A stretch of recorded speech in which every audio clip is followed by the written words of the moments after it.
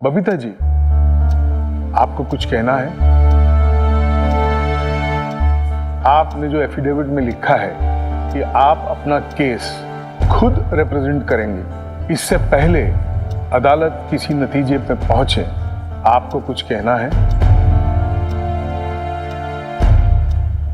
Yes मी Lord.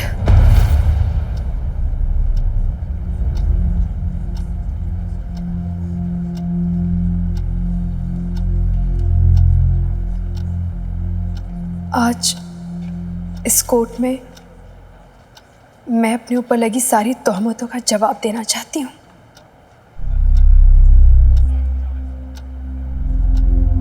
लेकिन बबीता जी, आपके husband सारे चार्जेस प्रेस नहीं कर रहे, आपको जवाब देने की जरूरत नहीं है। जरूरत है योर ऑनर। मेरे ऊपर लगे सारे इल्जामातों का जवाब देना जरूरी है। चार्जेस प्रेस हो या ना हो, पर तोहमतें तो लगा ही दी गई है ना।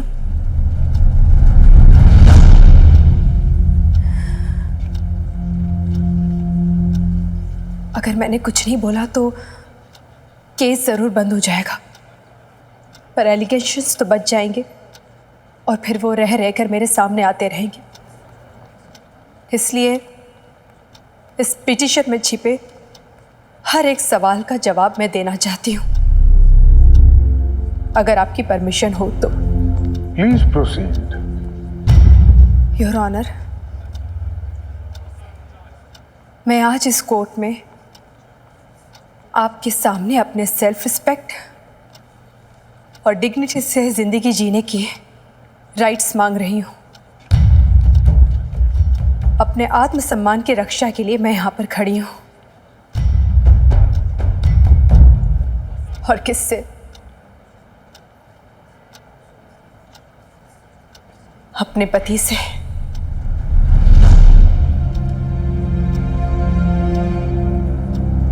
वो पति जिस पे भरोसा करके मैंने अपना सब कुछ सौंप दिया, सब कुछ सिर्फ एक भरोसे पे।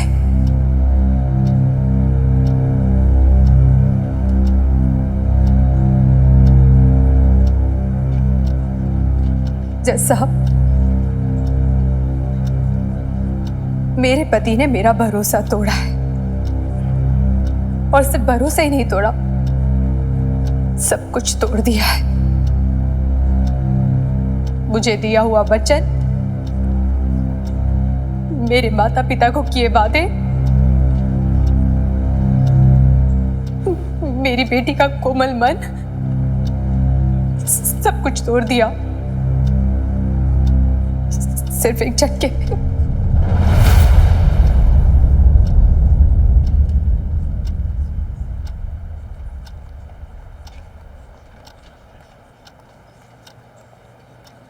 हनुमान सिंह और मेरे रिश्ते पे उंगली उठाई थी ना इन्होंने, और सिर्फ इन्होंने नहीं,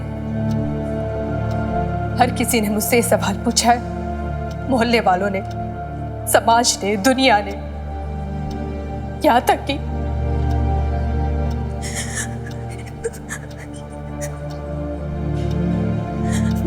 मेरे भाई ने भी।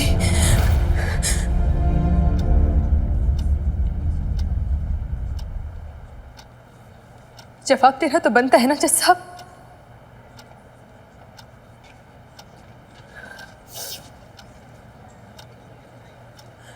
इस पिटीशन में लिखा है कि मेरे और हनुमान सिंह के नाजायज संबंध है। नाजायज क्यों? क्योंकि ना वो मेरा भाई है, ना पिता, ना मामा, चाचा, फूफा, कोई भी नहीं, कोई दूर का रिश्तेदार भी नहीं। इसलिए संबंध नाजायज हो गए। क्यों? ये कहाँ लिखा है, किस कानून में लिखा है कि संबंधों का नाम होना जरूरी होता है? ठीक है, नाम होना जरूरी होता है ना, तो नाम दे देती हूँ। क्या नाम दूं? बहुत सोचा मैंने, बहुत टटोला कि नाम क्या होना चाहिए, ऐसा नाम जो जायज लगे। हमदर्दी का, इंसानियत का, भरोसे का, दर्द का, क्या नाम दूं? क्या रिश्ता दूं? रिश्ता क्या है? क्या है रिश्ता? ऐसा रिश्ता जो जायज लगे, सही लगे, कौन तय करेगा इसे? और सफाई किसको दूं? इल्जाम लगाने वाले को या जो फैसला सुनाएगा उसे? किसे दूं सफाई?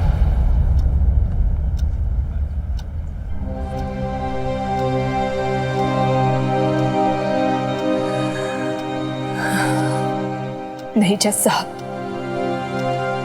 आज मैं बबीता अपने और हनुमान सिंह के रिश्ते की कोई सफाई नहीं दूंगी, कोई एक्सप्लेनेशन नहीं, कुछ भी नहीं, एक शब्द नहीं। मेरा और हनुमान सिंह का कोई रिश्ता नहीं है सिवाय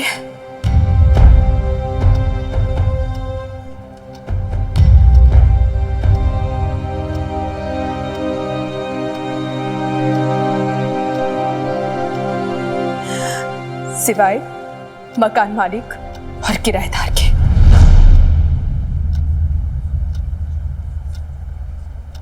हाँ, मैं उनके घर में रहती हूँ पर किराया देती हूँ। गुनाह है क्या? किराएदार रखना क्या गैर कानूनी है, नाजायज है? किस कानून की किताब में लिखा है कि ये गलत है, या जिसके साथ रिश्ता ना हो, संबंध ना हो, उसे किराएदार रखना गलत है, मना है? कहीं नहीं जज साहब, ना कोई ऐसा कानून है ना कोई कंपल्शन। ये सिर्फ हथकंडे हैं आदमी के औरतों को चुप करने के, उसे डराने के, धमकाने के, उसे शर्मिंदा करने के, ताकि वो चुप रहे और खड़े होकर लड़े ना, अपनी आवाज ना उठाए।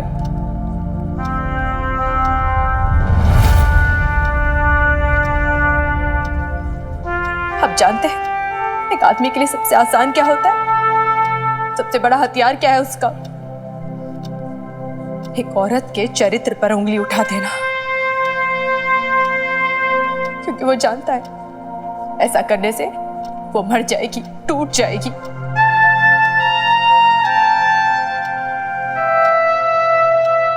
और सदियों से आदमी यही तो करते आ रहे हैं, औरत के चरित्र पर उंगली उठाते, उसे चुप करते आ रहे, उसे शर्मिंदा करते आ रहे, उसे कंट्रोल में करते आ रहे। लेकिन अब नहीं, अब और नहीं, क्योंकि अब औरत समझ चुकी है कि उसके परिवार की इज्जत उसके कपड़ों में नहीं है। समाज की मान मर्यादा उसके शरीर में नहीं बसती है। पूरी दुनिया की मॉरल वैल्यूज की रिस्पॉन्सिबिलिटी औरत की नहीं है। समझ चुकी है वो ये। इसलिए अब औरतों को शर्मिंदा करना बंद करो, बंद करो प्लीज।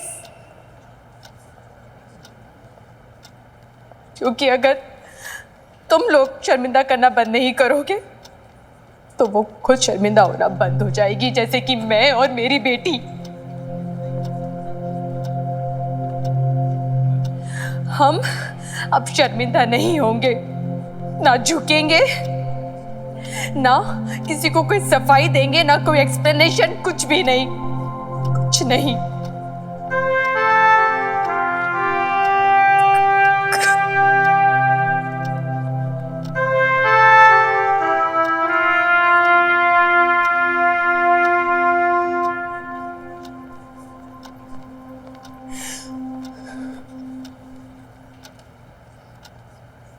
मुझे जो कहना था मैंने कह दिया। जैसा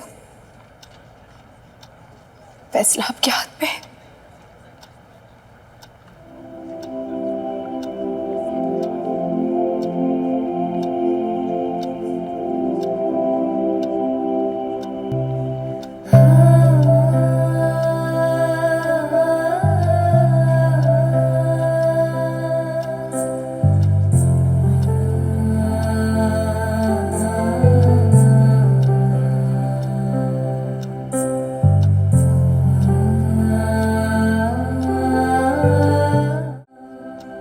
ये अदालत मिस्टर अशोक खुराना और बबीता खुराना की अर्जियों को मंजूर करते हुए उन दोनों को डिवोर्स की डिक्री ग्रांट करती है।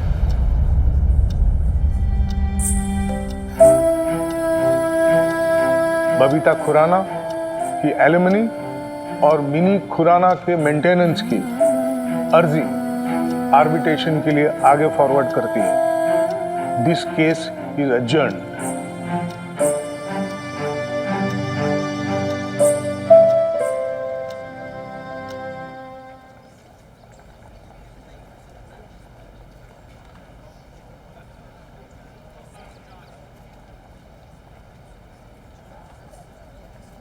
हाँ जी, अशोक खुराना जी और बबीता खुराना जी, आपकी एलिमनी आर्बिट्रेशन का प्रोसेस शुरू होने जा रहा है। तो आप क्या अमाउंट क्लेम करते हो बबीता जी, और अशोक जी आप क्या अमाउंट एग्री करते हो?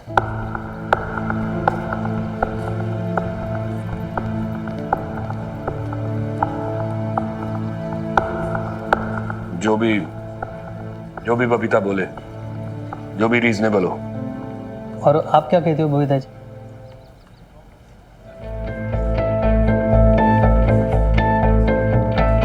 बबीता जी बताइए, क्या अमाउंट लिखना है?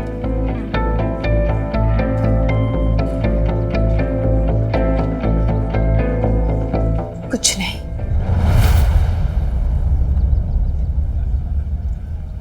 कुछ नहीं चाहिए मुझे।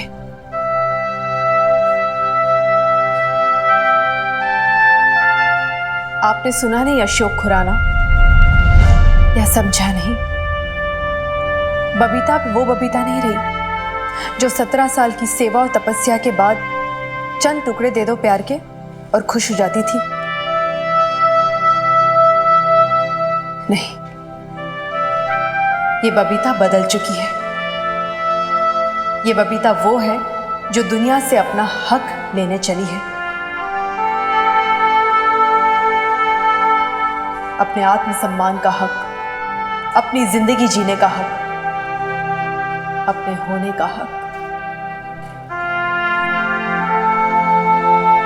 पैसों के ये चंद टुकड़े, इससे क्या होगा मेरा? मुझे तो पूरा का पूरा आसमान चाहिए, अपने हिस्से का।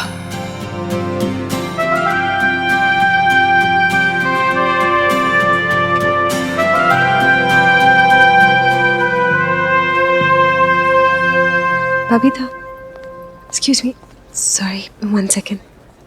कहीं ना कहीं जानती थी कि शायद आप एलिमनी एक्सेप्ट ना करो, लेकिन ये सेविंग्स है मेरी जो मैं तुम्हें देना चाहती हूँ। प्लीज़ मना मत करना, हक है तुम्हारा। हक? आप मेरी बेब्स को हक दे रही हैं, उसका हक छीन के? नहीं मिन्नी, हक नहीं दे रही है मुझे। खरीदना चाहती है तेरी बेब्स को, ताकि वो शिकायत भी ना कर सके और इनका गिल्ट कम हो जाए। सॉरी मीता, मेरी शिकायत कभी कम नहीं होगी। जैसी थी वैसी ही रहेगी, और तुम्हारा गिल्ट भी कभी कम नहीं होगा। और खरीदना क्या चाहती हो तुम?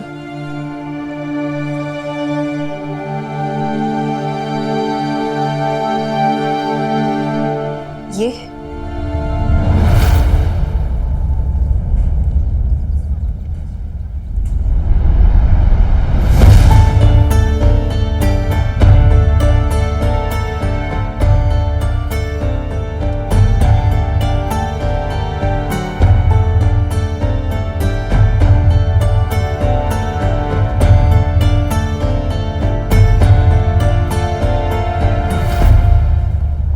इसका क्या मोल भाव करना?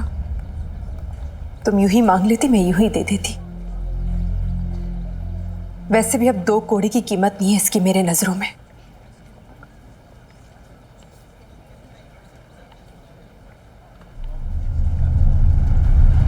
मुझे तो एक काले मोती खुशी नहीं दे पाए,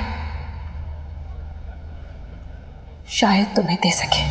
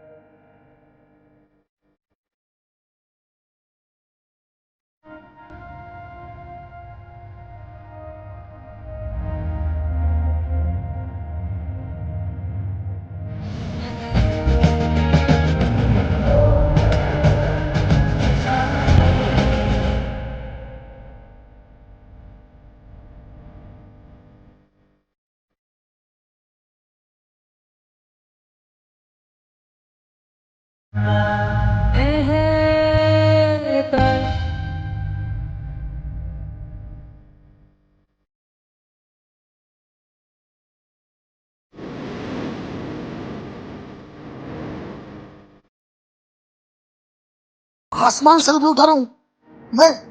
ओ मदान साहब, मेरा ना 70,000 का नुकसान हुआ है, और आप कह रहे हो जी होता है कभी कभी। देखो देखो मदान साहब, मेरी बात सुनो। आप ना मेरी बात सुनो। कोर्ट में ना खतरी अपनी बात से नहीं पलटा, वो आपका क्लाइंट पलटा है। वो तो मैं क्या करूं मदान साहब, वो देखो ना, अदरवाइज मतलब ऊपर तो मेरा नुकसान तो हो गया 70,000 का, उसका क्या।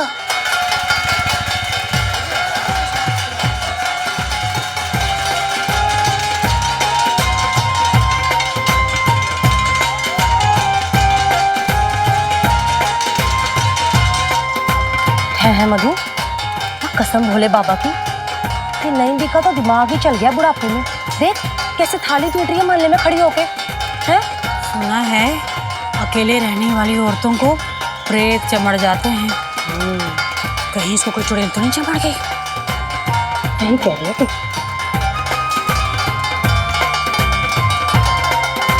अरे बचाओ कुड़ियों, अरे जोर से बचाओ। कट्टार भाई, अदरवाइज मत लेना। ओए जश्न किस बात का है? हैं? किसके स्वागत की तैयारियां हो रही है? भारत के राष्ट्रपति आ रहे हैं क्या? हैं? पता नहीं खतरे से जैसे ये लोग इकट्ठा हुए ना, कोई ना कोई तो आने ही वाला है।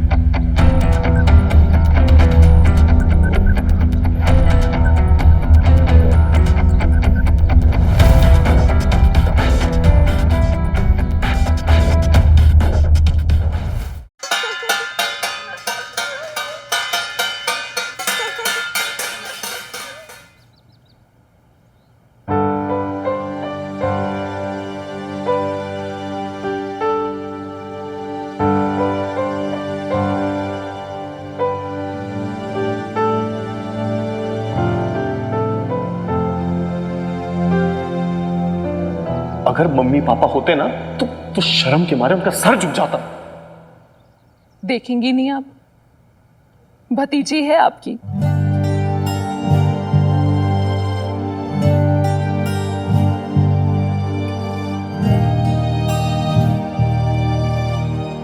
अपने ऊपर वाले से दुआ करूंगा कि तुम्हारी जैसी बेटी मुझे कभी ना मिले।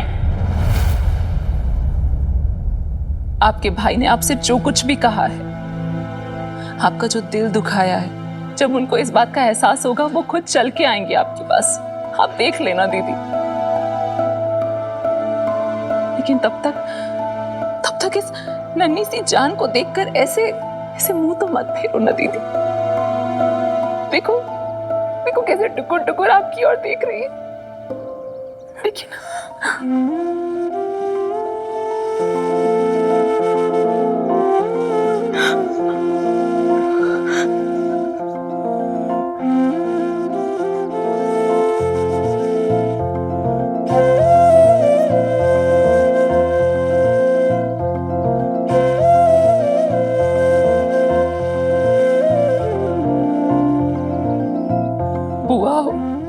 शहद नहीं चटाओगी? पिंकू पिंकू को पता है कि तुम यहाँ आई हो? नहीं, उन्हें नहीं पता कि मैं यहाँ आई हूँ। वो तो मुंह फुलाकर आपसे नाराज बैठे हुए हैं।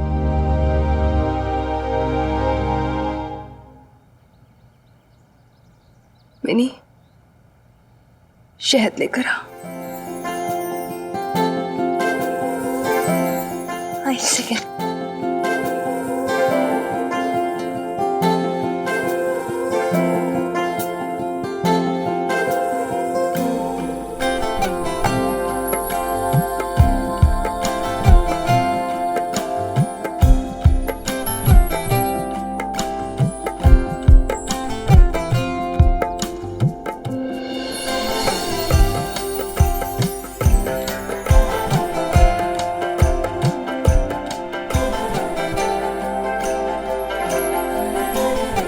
आपके भाई हमेशा से आपके जैसी बेटी चाहते थे,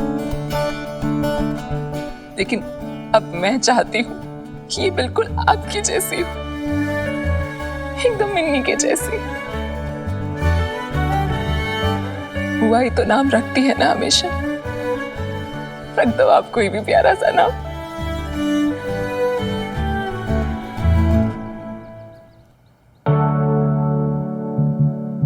देख मिनी, बसंत में पैदा हुई है, कैसी लाल लाल मासूम सी है ना, जैसे नई नई लाल लाल कोपले फूट पड़ी हो।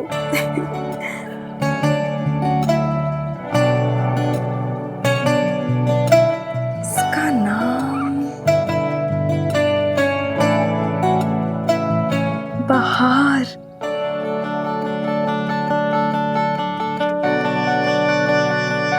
बहार नाम रखना इसका, सरोजा।